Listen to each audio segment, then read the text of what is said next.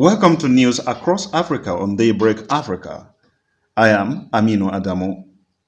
3 people have committed suicide by hanging in Kigezi sub-region in a space of 4 days. The latest victim is Herbert Bayenzaki, a resident of Untungamo village in Karowa parish in Bukinda sub-country Rukiga district. His lifeless body was found hanging on a rope inside his house around 2:20 p.m. on Sunday afternoon. The deceased wife, Allen Kiamperi, says Bayankazi woke up normally, but they were shocked to find his body hanging on a rope inside the house in the afternoon. According to Kiamperi, the deceased took his own life when all family members were away attending prayers at Yambirenge Church of Uganda. Dennis Tuyantemba, the Bonkida Sub-Country Youth Councillor, says Bayenzaki could have ended his life through suicide out of a disparity after testing HIV positive.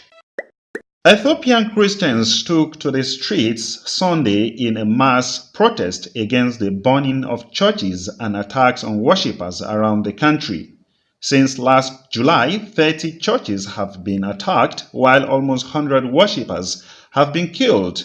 Ethiopian Orthodox Church leaders met with government officials earlier this month to discuss how Christians could be better secured against an uptick in ethnic and political violence.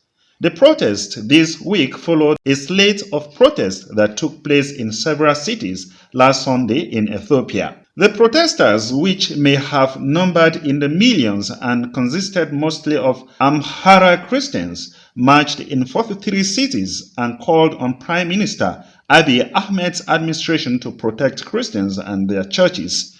According to Tewodros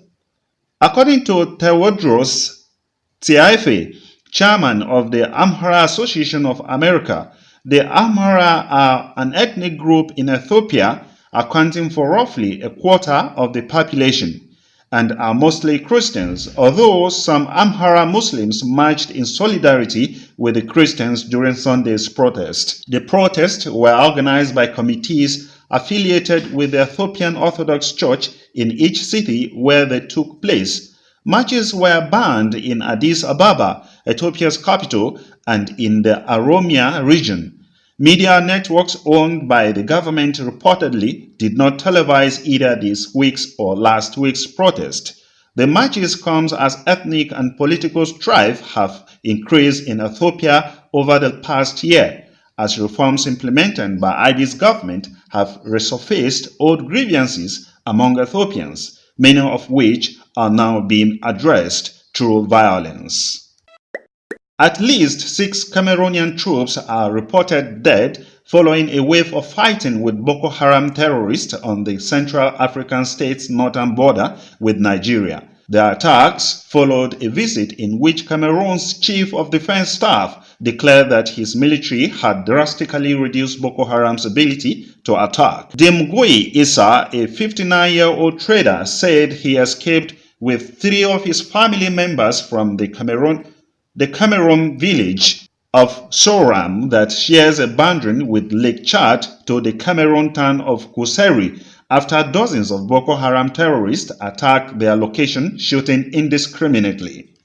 He said the terrorists killed so many, touched dozens of houses and food items, stole goats, sheep, and many. He said many people are fleeing because the terrorists have shown that they can strike at any moment and escape through the porous borders. Local media has reported that at least 6 soldiers were killed and 9 wounded in the attacks on several Cameroon military border posts that started last Friday and ended in the early hours of Sunday. The attackers also left with huge amounts of ammunition and weapons. The military has confirmed there were attacks but did not say how many troops were killed. It said, however, the attackers suffered heavy casualties. That's much we have on the news across Africa on Daybreak Africa. Stay tuned as Daybreak continues shortly.